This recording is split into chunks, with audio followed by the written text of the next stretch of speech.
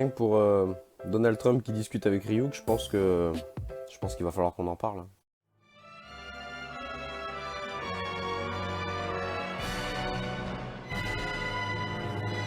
このジョルノ・ジョバーナには夢がある。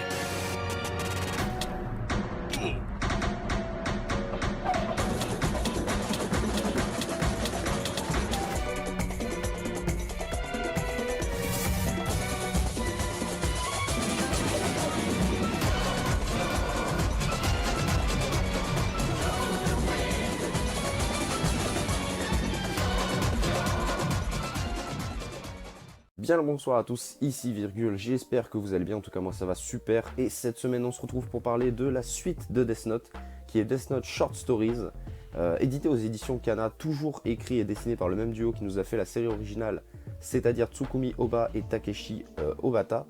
Donc voilà, on va en parler, c'est un recueil d'histoires courtes qui est très très sympa et je voulais vous donner mon avis sur certaines histoires qui sont meilleures que d'autres.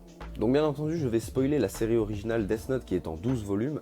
Donc je vous recommande d'aller lire le manga si ce n'est pas déjà fait ou d'aller voir l'anime parce que je vais spoiler sa fin et ça serait dommage de se faire spoiler Death Note.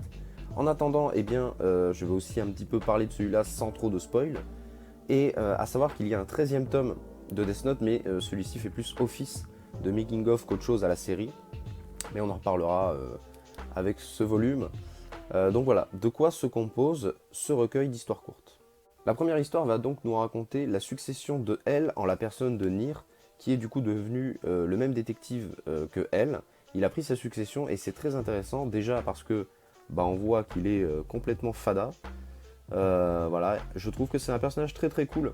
C'est même, je pense, le meilleur personnage de la seconde partie de Death Note, qui, je pense, en a peut-être rebuté plus d'un, même s'il manquait un peu de développement, et même si j'aimais beaucoup Melo. Eh bien, on a un petit peu une perte de qualité après la seconde partie du manga. Mais qu'à cela ne tienne, cette petite histoire du coup nous montre comment un nouveau Kira va être en possession du Death Note. Mais ce qui est très intéressant, c'est que le Kira ne va pas être montré. Et qu'on va avoir littéralement un combat limite de guerre froide entre les deux personnages. Et c'est vraiment très très cool parce que la représentation de la puissance se fait de manière inconsciente. C'est-à-dire qu'il n'a même pas besoin de combattre, sans trop vous spoiler. Et bien Nier va nous montrer un petit peu sa puissance sans même qu'on ait à voir ce nouveau Kira. Donc voilà, cette première histoire est très très cool, mais c'est un petit peu une mise en bouche pour nous raconter la deuxième histoire, pardon. Et quelque chose de très intéressant, comme vous le voyez, c'est que eh bien, il y a une espèce un espèce de fanatisme qui s'est fait autour de Kira. Des gens veulent carrément mourir des mains du Death Note, car le Death Note du coup est connu de tous. Voilà, c'est vraiment très très joli. Toujours, hein, bien sûr, Takeshi Obata qui fait un travail excellent au niveau du dessin, c'est très très propre. Et donc voilà pour la première histoire que je trouve excellente, mais c'est plutôt la deuxième qui va nous intéresser. La deuxième histoire qui compose ce recueil du coup, c'est l'histoire de Sekira, en la personne de Minoru qui est ici, et qui est un personnage je trouve très très cool. Le voici, toujours aussi propre hein, bien sûr. Et ce personnage va avoir une idée, je trouve, monstrueuse, c'est tout simplement de vendre le Death Note, comme vous voyez. Et je trouve que c'est une idée excellente parce que là où eh bien, les enjeux de Death Note étaient un petit peu plus intimistes, c'était vraiment presque un huis clos, on va dire, même s'il y avait le monde qui interagissait, on n'avait pas vraiment ce côté blam, voilà, le Death Note est à vendre, achetez-le si vous voulez. Et c'est excellent parce que ça va très vite et ça va surtout très loin parce que les puissances mondiales commencent à s'en mêler. Évidemment, il y a un petit caméo de Trump, mais je pense que dans les mangas de cette époque, c'était toujours, que ce soit Inuyashiki ou bien Death Note, bref, c'est une petite aparté, mais il y avait toujours un featuring avec Trump ou Obama.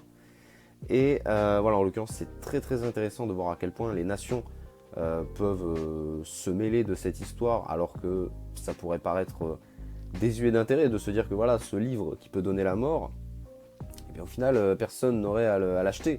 Ça serait tout simplement quelque chose de détruit. Et c'est très intéressant que les nations ouvertement à la télé proposent des enchères, enfin c'est excellent.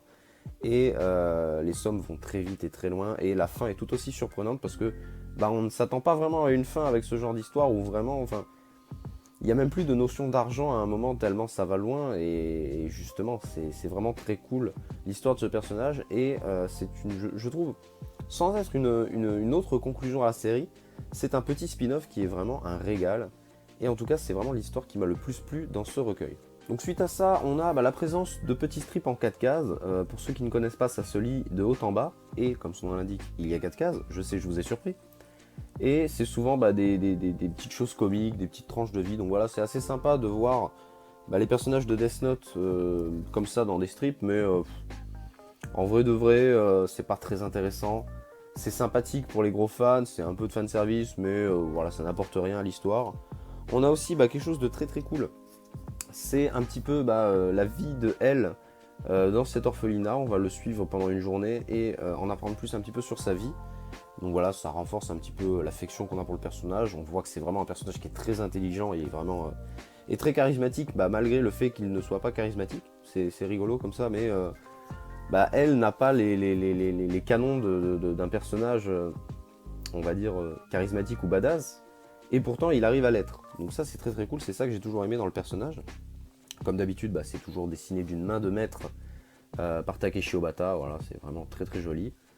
Aussi, après ça, il y a une histoire. Il y en a certains qui l'ont déjà lu. C'est tout simplement la première histoire de Death Note. L'histoire qui était publiée dans le Weekly Shonen Jump. Donc avant d'être une série, Death Note était un one-shot. C'est tout simplement comme ça que ça marche au Japon.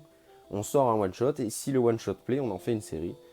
Donc il y en a certains qui l'ont déjà lu parce que cette petite histoire était parue dans le 13e tome dont je parlais au début de la vidéo. 13e tome de Death Note, donc voilà, qui fait office de making of, et elle contient aussi cette histoire. Elle est très drôle parce qu'elle contient la gomme.